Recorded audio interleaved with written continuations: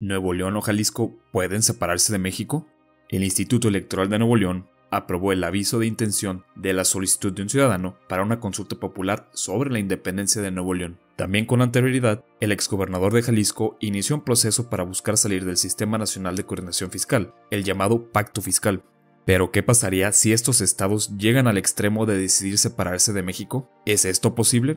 El territorio mexicano no ha sido estable. Desde su independencia se ha enfrentado a cambios radicales. Estados como Yucatán, Texas o la llamada República de Río Grande, conformada por los estados de Coahuila, Nuevo León y Tamaulipas, buscaron su independencia entre las décadas de 1830 y 1840, aunque solo fue Texas quien pudo separarse exitosamente de México después de la guerra con Estados Unidos y el Tratado de Guadalupe Hidalgo. Pero ¿qué pasaría en la actualidad? Conforme a nuestro marco constitucional y el derecho internacional, ¿sería válido que un estado se separe de la Federación Mexicana? La respuesta es un poco complicada, pero existen argumentos jurídicos que sustentarían una declaración de independencia de alguno de estos estados. Quédate en este video y te explico por qué.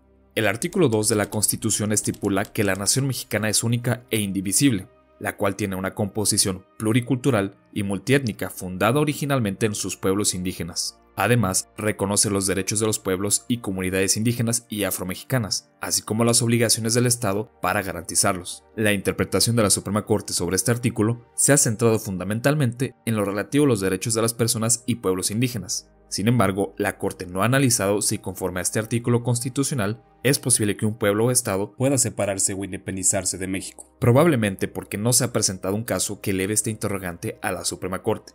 No obstante, sí existen países en los que sus tribunales se han pronunciado sobre este tema. Es el caso de las Supremas Cortes de Canadá y Reino Unido, así como del Tribunal Constitucional de España. Veamos qué han dicho estos tribunales para entender un poco más de la problemática jurídica. Empecemos por Canadá, que fue el primero de los casos y que ha sido muy influyente. Como contexto, Quebec es una provincia mayoritariamente francófona de Canadá. Las diferencias culturales con el resto del país, entre otras razones, ha provocado que en diferentes momentos históricos se dieran movimientos separatistas e independentistas. En 1995 se realizó un referéndum para preguntar a la población sobre si Quebec debe ser soberano. El no ganó con una votación cerrada del 50.58%. En ese contexto, el gobierno federal hizo una consulta a la Suprema Corte respecto a si Quebec tenía el derecho de separarse unilateralmente de Canadá. ¿Y qué dijo la Suprema Corte? La Corte respondió que no, ya que la Constitución no permite una separación unilateral de Quebec sin negociación con las demás partes de la Confederación dentro del marco constitucional. La Corte precisó que una expresión democrática contundente de una mayoría de quebequenses a favor de la separación no podrá ser impuesta a las demás partes de la Federación. Tampoco podrá invalidar los principios de federalismo, Estado de Derecho, derechos individuales y de las minorías, ni la participación democrática del resto del país. Sin embargo, la Suprema Corte precisó que, de darse esa clara expresión de separación, el orden constitucional no podría ser indiferente. Las demás provincias y el gobierno federal estarían obligados a entablar negociaciones con Quebec en relación con su separación. La Suprema Corte también aclaró que el derecho internacional solo prevé el derecho a secesión bajo el principio de autodeterminación, cuando un pueblo esté sujeto a una dominación colonial o a una ocupación extranjera, supuestos que no eran aplicables a Quebec. Por ello, la Corte concluyó que ni el derecho nacional ni internacional le otorga a Quebec el derecho a separarse de Canadá de forma unilateral. Otro caso es el de Cataluña y España. Cataluña es una comunidad autónoma con su propia lengua y costumbres culturales, y es una de las regiones más productivas de España. Tanto razones culturales como económicas motivan los aires de separación. El movimiento independentista ha tomado distintas acciones jurídicas a través de su parlamento para lograr la independencia de Cataluña. Sin embargo, el Tribunal Constitucional Español las ha invalidado. En distintas sentencias, el tribunal declaró la inconstitucionalidad de la resolución del Parlamento de Cataluña para iniciar la creación de un Estado catalán independiente, así como de la ley para el referéndum sobre la independencia de Cataluña. El tribunal explicó que la Constitución establece que la soberanía reside en el pueblo español, la cual se funda en la unidad de la nación española. La única forma de redefinir la identidad y unidad de la nación es por medio de los cauces constitucionales, a través de un referéndum de revisión constitucional. Solo son los españoles, respecto de los cuales reside la unidad de la nación, quienes pueden decidir sobre la permanencia y destino del Estado español. El tribunal aclaró que, si bien la ley del referéndum de Cataluña se sustenta en el derecho a la autodeterminación, la Constitución no reconoce el derecho de una región a independizarse unilateralmente, ni los tratados internacionales introducen al sistema legal tal derecho, de modo que la aspiración de establecer una comunidad autónoma debe seguirse de conformidad a la Constitución y sus procedimientos de reforma. El tercer caso es el de Escocia en Reino Unido. En 2014 se celebró un referéndum sobre su independencia, en el que el 55% del electorado rechazó la propuesta. En ese contexto, el abogado del gobierno de Escocia elevó una consulta a la Suprema Corte del Reino Unido respecto a que si el Parlamento escocés tiene competencia para legislar una disposición del proyecto de ley de referéndum sobre la independencia de Escocia, que prevé preguntar si debe ser un país independiente. La Suprema Corte respondió que no, debido a que la norma pretende regular una materia reservada para la Unión de Inglaterra y Escocia y del Parlamento del Reino Unido, ya que el objetivo de la ley es realizar un referéndum sobre la independencia de Escocia y consecuentemente se vincula a la terminación de la Unión y el fin de la soberanía del Parlamento del Reino Unido sobre Escocia. La Suprema Corte también consideró que la autodeterminación no estaba en juego, con apoyo en el citado caso de la Suprema Corte de Canadá, particularmente sobre que el derecho internacional no reconoce el derecho de secesión, salvo el caso de autodeterminación, que se limita a casos de colonias u ocupaciones extranjeras. Así, la Suprema Corte del Reino Unido consideró que no existe un derecho reconocido, salvo estos dos supuestos, lo que no era el caso de Escocia. Previsiblemente, los tribunales nacionales han rechazado la posibilidad de una separación unilateral por parte de las entidades o regiones del país. También los tribunales han coincidido en que el derecho a la autodeterminación no reconoce un derecho a independizarse de forma unilateral, fuera de los casos de colonialismo u ocupación extranjera. Estos precedentes, en primera instancia, pudieran ser convincentes y aplicables para el caso mexicano. Sin embargo, como te explicaré más adelante, el derecho internacional de los derechos humanos es fundamental para el derecho constitucional mexicano. Por ello es necesario revisar el derecho internacional y ver qué tanto los tribunales nacionales tienen razón sobre sus apreciaciones del derecho a la autodeterminación. En primer lugar, es necesario separar dos cuestiones. La primera es sobre si existe una prohibición en el derecho internacional de una declaración unilateral de independencia. La segunda es si existe un derecho para hacer esta declaración, fuera de los casos de colonialismo y ocupación extranjera. La primera cuestión ya fue respondida por la Corte Internacional de Justicia, respecto a que no existe prohibición alguna. Como contexto, el 7 de febrero de 2008, Kosovo declaró su independencia de Serbia como un Estado soberano e independiente. La Asamblea General de las Naciones Unidas consultó a la Corte Internacional de Justicia sobre si esta declaración de independencia era acorde o no al derecho internacional. La Corte concluyó que no transgredía el derecho internacional. ¿Cuáles fueron sus razones? Bueno, en esencia, un argumento central en contra de la legalidad de la Declaración de Independencia fue el principio de integridad territorial.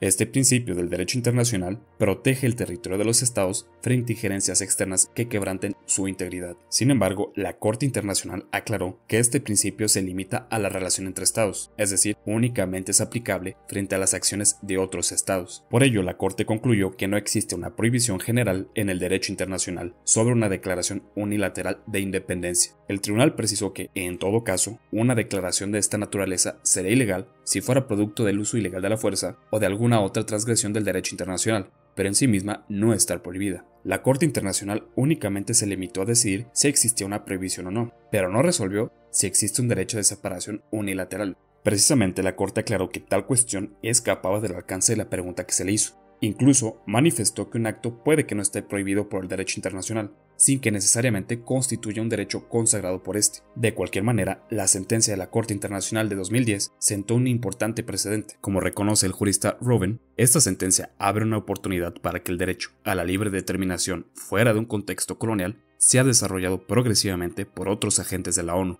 Respondí a esta cuestión, entonces veamos qué ha dicho el derecho internacional desde 2010 sobre el derecho a la autodeterminación y si éste sustenta un derecho a buscar la independencia, fuera de los casos coloniales o de ocupación extranjera. El derecho a la libre determinación se encuentra reconocido en la Carta de las Naciones Unidas y el Pacto Internacional de Derechos Civiles y Políticos. Este derecho garantiza que los pueblos puedan decidir libremente su condición política y buscar su desarrollo económico, social y cultural. La pregunta más relevante es si este derecho implica que los pueblos puedan independizarse unilateralmente de los estados, aun cuando no estén bajo una dominación colonial u ocupación extranjera. En principio, cabe mencionar que antes de la sentencia de la Corte Internacional, el Comité ONU para la Eliminación de la Discriminación Racial opinó que el derecho internacional no reconoce un derecho general para que los pueblos puedan independizarse de forma unilateral. Incluso sostuvo que la división de los estados sería contraria a la protección de derechos humanos y la paz y seguridad.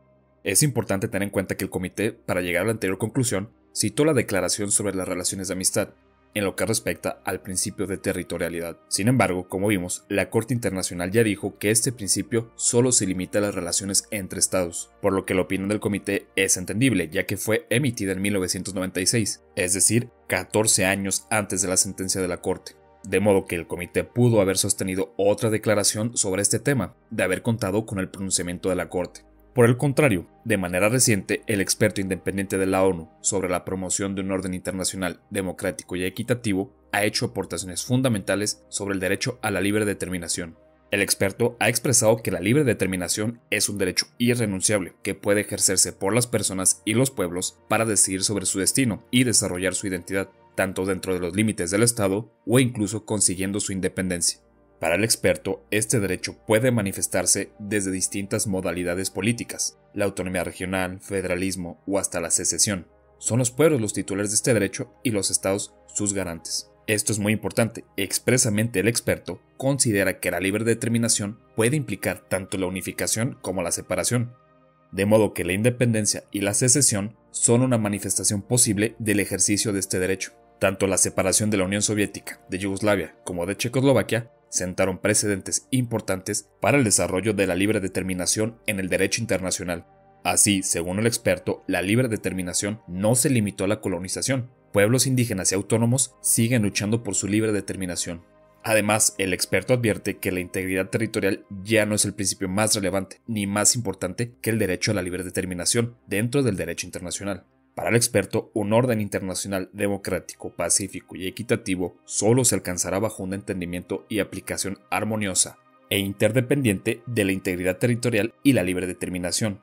Si bien una visión extrema de la soberanía tiene una concepción territorial, la libre determinación en ocasiones tendrá la única salida de la separación. En suma, la opinión del experto de la ONU es clara. El derecho a la libre determinación puede implicar el derecho a separarse e independizarse, y ya no se limita solo a los pueblos colonizados, como consideraron las Supremas Cortes de Canadá y Reino Unido. El derecho internacional no es estático, sino progresivo, por lo que es necesario encontrar un equilibrio entre el principio de territorialidad y el derecho de los pueblos a ejercer su libre determinación, siendo que la secesión o separación puede constituir un ejercicio válido de la libre determinación. Aquí es importante aclarar que aunque los reportes de los expertos o relatores de las Naciones Unidas no son vinculantes, son importantes contribuciones para el desarrollo del derecho internacional. Entonces, la opinión del experto ONU siente importantes consideraciones para el desarrollo del derecho a la libre determinación. Bueno, ¿y todo esto qué tiene que ver o cómo puede ser aplicado en el caso mexicano? Te explico. Regresemos a la Constitución mexicana.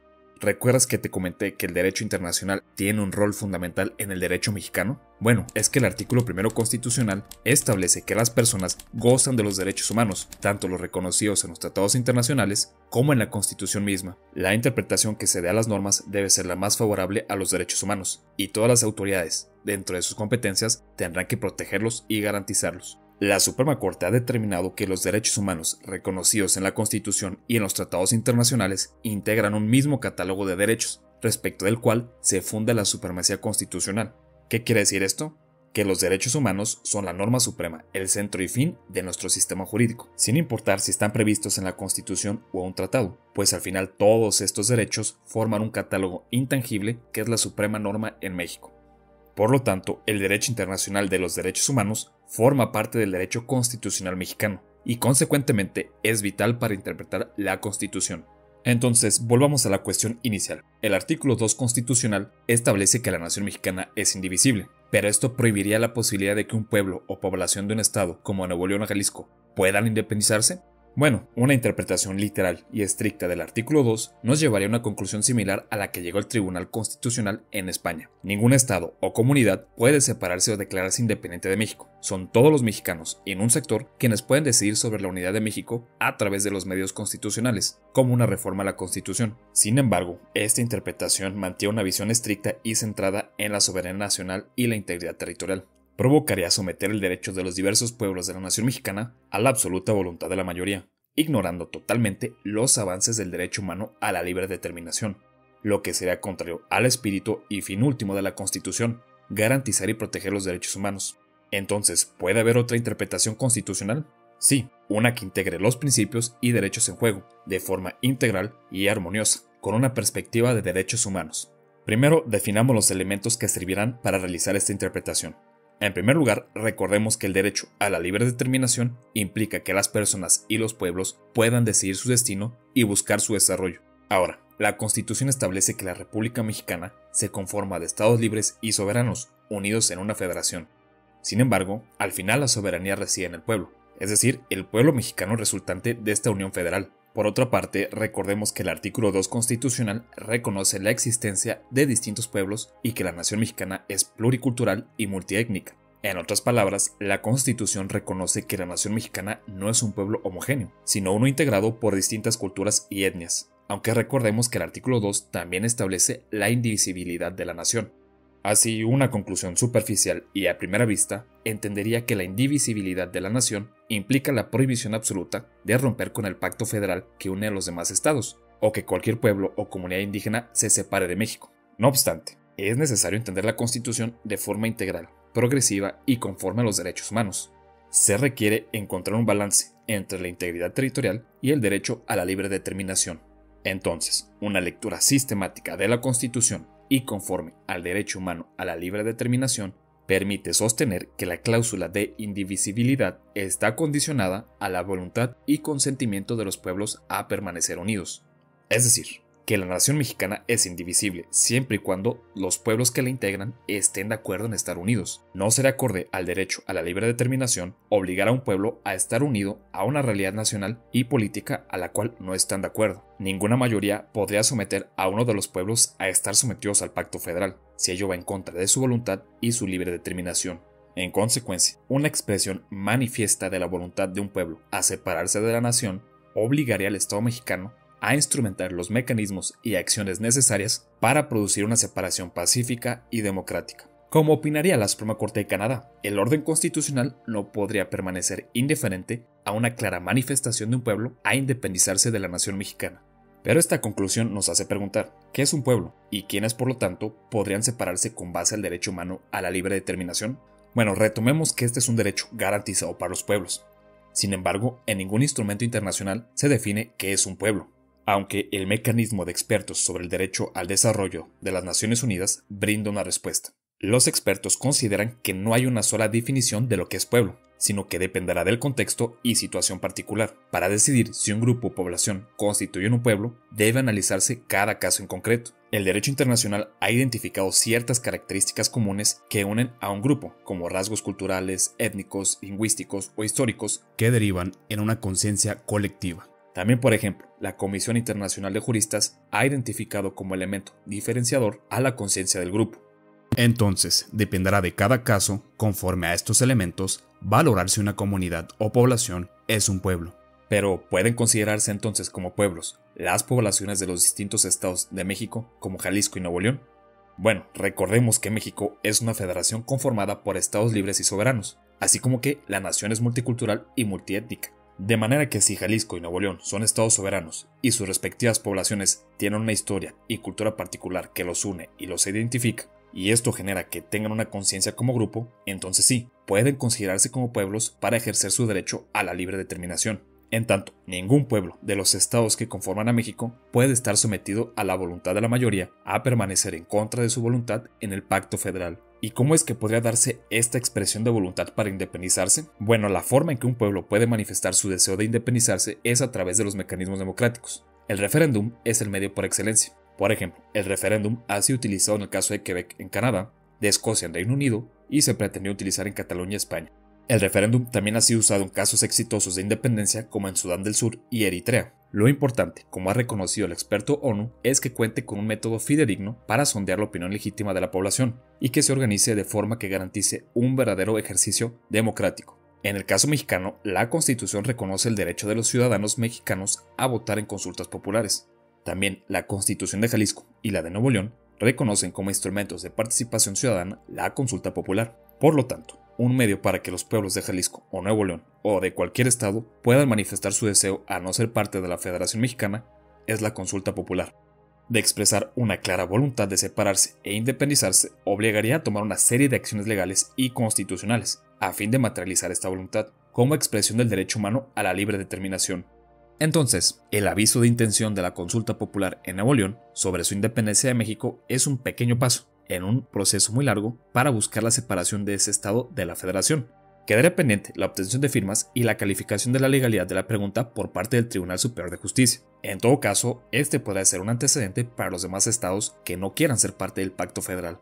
Como te expliqué a lo largo de este video, existen argumentos jurídicos para sustentar una eventual declaración de independencia, aun cuando la Constitución dice que la nación es indivisible. Sin embargo, esta solo es una posible interpretación constitucional. El derecho a una libre determinación aún se encuentra en desarrollo, y el derecho comparado deslumbra una posición contraria a una declaración de independencia unilateral. No obstante, el derecho no es estático, está sujeto a una constante evolución y no existe criterio alguno en el derecho constitucional mexicano que deniegue la posibilidad de una independencia de alguno de los estados, de modo que hay espacio para sostener esta interpretación. Pero ¿tú qué opinas? ¿Estás de acuerdo con esta interpretación de la Constitución? ¿O consideras que el derecho a la libre determinación no trae consigo la facultad para que un estado se separe de manera unilateral de México? ¿Estarás de acuerdo con la independencia de Jalisco o Nuevo León? Hazme saber tu opinión en los comentarios. Se cierra la sesión.